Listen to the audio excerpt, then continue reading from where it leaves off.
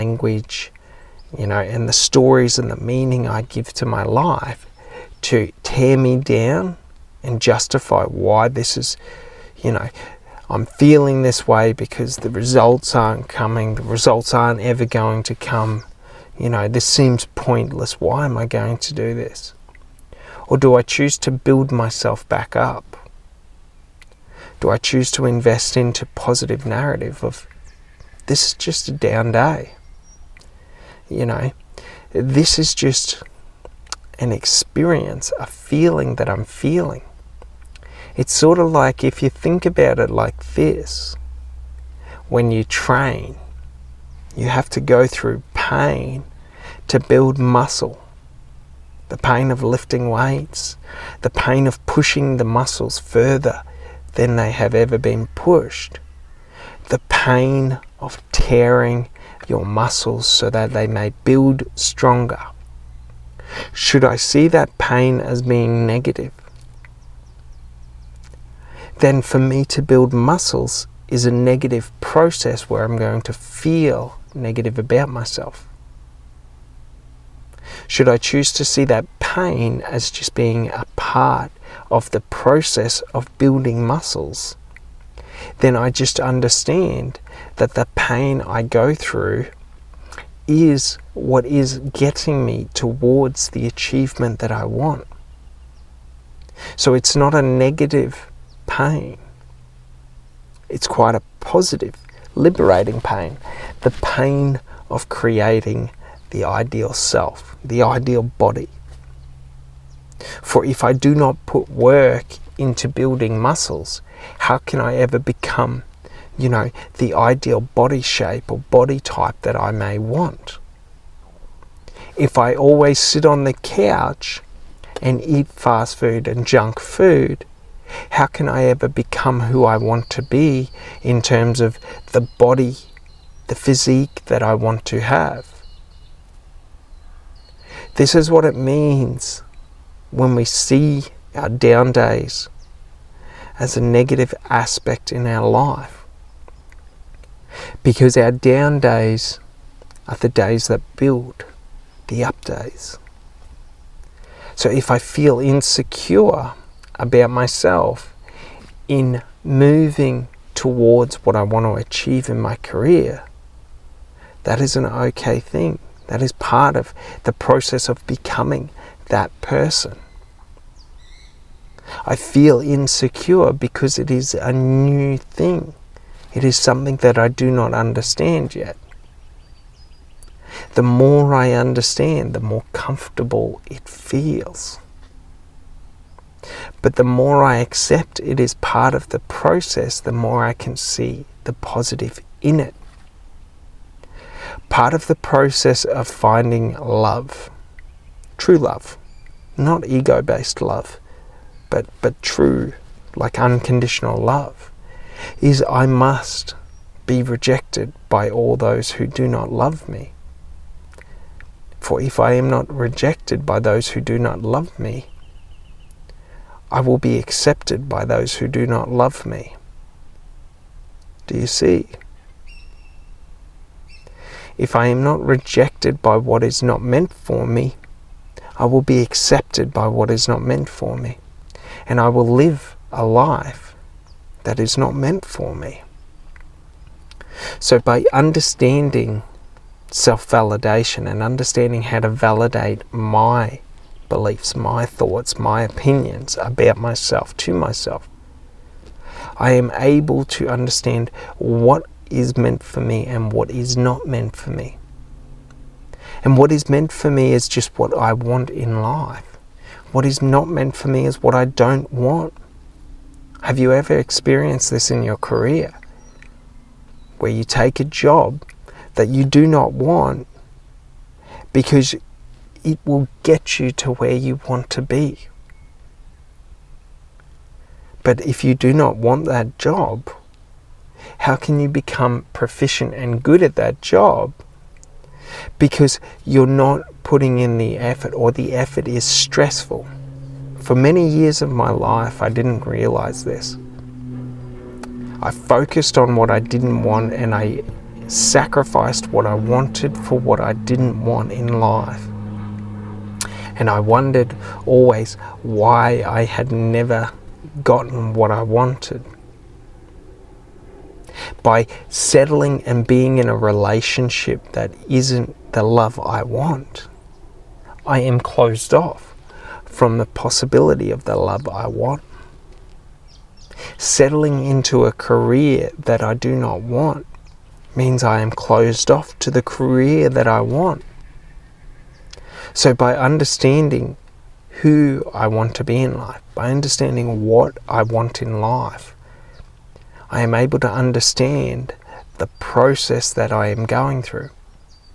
But then by understanding self-belief, okay, and how we cultivate and create self-belief, we have to cultivate and create an identity of self that fosters that belief. So by accepting the down days and embracing those down moments in life, I am able to become the person who I want to be, because the person who I want to be is not affected by low moments in life. Who I want to be is someone who can move through the lowest moments in life as if they are in the highest moments of life. Do you see? By me repressing and trying to not deal with that, I am just ignoring it and telling myself I'm happy, I'm happy, I'm happy, I'm happy. Yet my subconscious mind is full of all of this negativity. So I'm telling myself I'm happy, but my emotional state and my feelings are quite negative. Do you see? So what we want to do is we want to accept that that is a part of the process and let go to it. It's okay if I feel lack and insecurity. It's okay if I feel rejection and loneliness.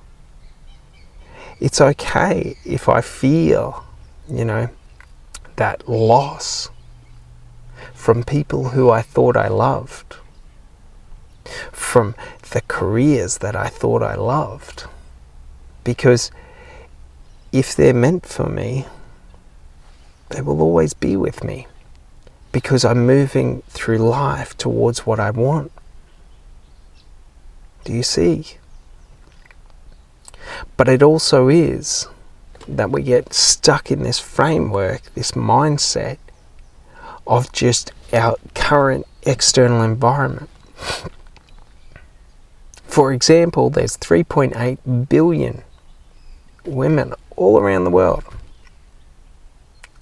And yet sometimes one or two will make us feel like we are unlovable, like we don't have any love in our world. And that's a funny thing, because it's the perspective when I become too narrow down. So it's the same in Korea. There's millions of businesses worldwide, millions of career paths. You can do, be, and have anything in the world that you choose to go after.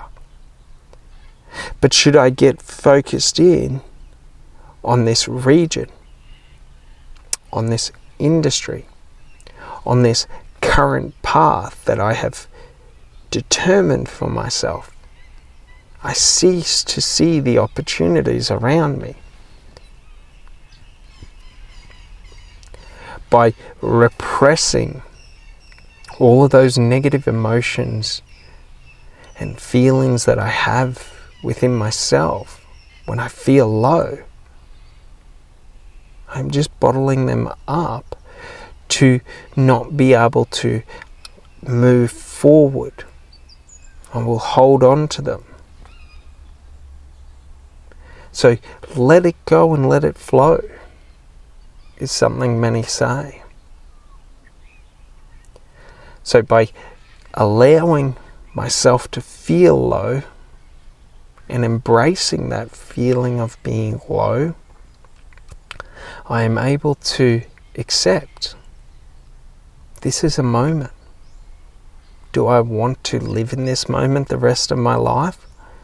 Of feeling not good enough, of feeling lack, of feeling low self-worth? Or do I want to choose to shift and change that? If I do not deal with it, I have no choice on what action to take. Because all actions I take, I'm still holding on to it. I'm still holding on to that negativity. It's just under the surface. So for me personally, what I do is I just embrace it. I allow myself to feel loss. And as I'm feeling the loss, just remind myself, this is an amazing feeling. Because it wouldn't mean anything to me if I wasn't feeling loss. If in my career I do not feel insecure about myself, I am not pushing further than my comfort zone. So to feel insecure means that I am pushing. To feel that fear of failure means I'm doing something that is important to me. For if it wasn't important to me, why would I fear failure? Do you see? When I settle in life for a job I do not like, does it matter if I fail? Not really. Does it matter if I'm good or bad at it? Not really. I don't care. But if I'm doing something that I care about, why wouldn't I feel that way? Why wouldn't I feel the fear of the loss of not being able to achieve it? The fear of not being good enough? I get the choice to alter that. So when I'm feeling that fear of failure, I can reset it and just say, it's okay for me to fear failure. This means something to me. So what I'm going to do about it is I'm going to put in the effort. I'm going to keep going, keep moving forward to ensure failure does not happen. Should I fear the loss of love? Then I'm able to say, I will keep moving forward. I will move with intention and not just settle for things that I do not want in life.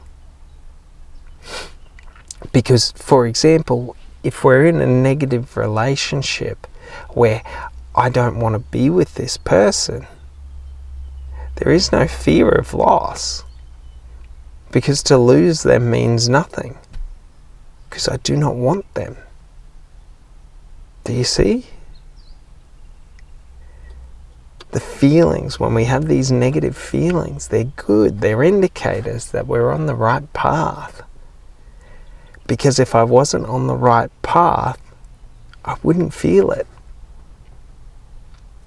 When I was younger, in relationships, when I settled into relationships I did not want, I didn't really care about anything. I had no worries, no qualms. If they broke up with me, who cares? It doesn't matter. If I want to be with someone, then of course I'm going to fear the rejection. Of course I'm going to fear the potential of loss, because it means something to me. But I should not live that fear. I should embrace that fear as being something that is very beautiful, because it's an indicator and a marker that I am on the right track in my life. If I seek love in my life, then I want to feel that feeling. I want to feel those feelings of not being good enough, of insecurity, of loss, of rejection. It doesn't mean I have to, it doesn't mean that they are real,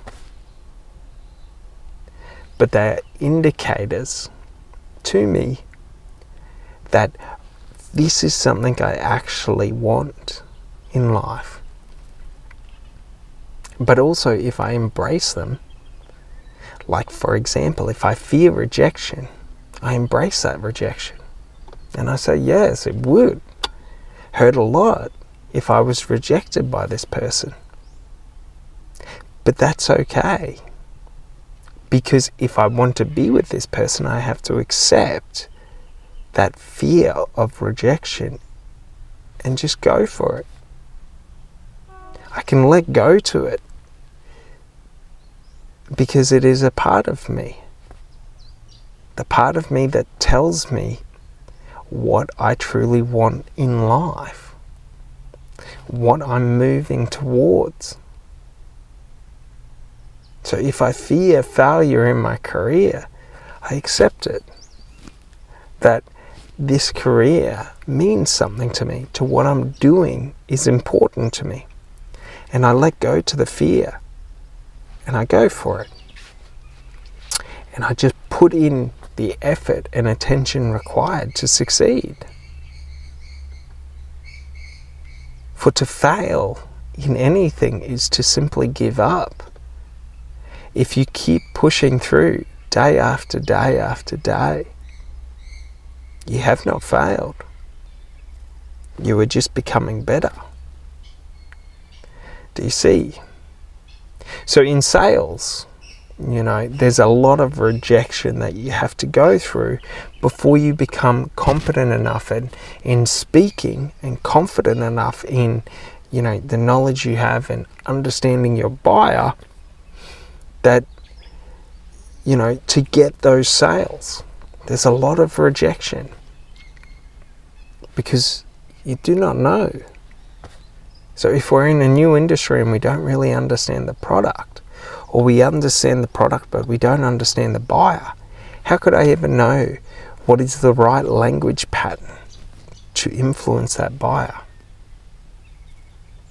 So what I must do is accept that fear, accept that rejection, accept that failure, embrace it as being a part of the process, and push forward and move forward by letting go to it.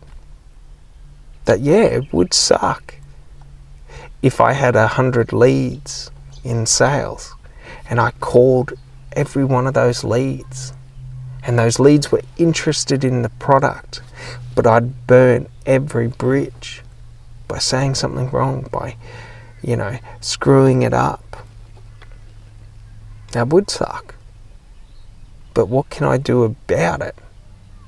That's the empowerment. When we embrace the fear, when we embrace those low points in life where we feel at our low, we get to ask ourselves one question: what can I do about it? And the answer is always going to be the same or similar. And that's to put in effort and attention, to care about the actions you're taking, to learn, to adapt, to overcome. Should I be,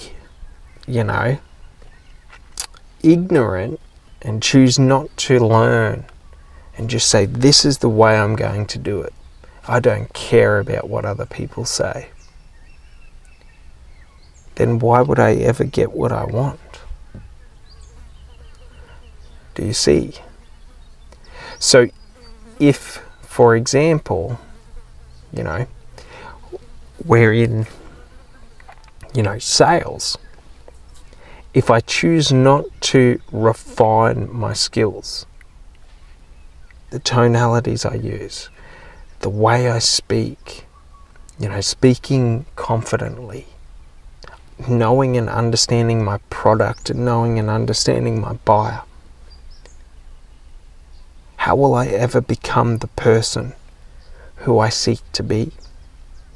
That's the beautiful thing in life, is that the journey is what creates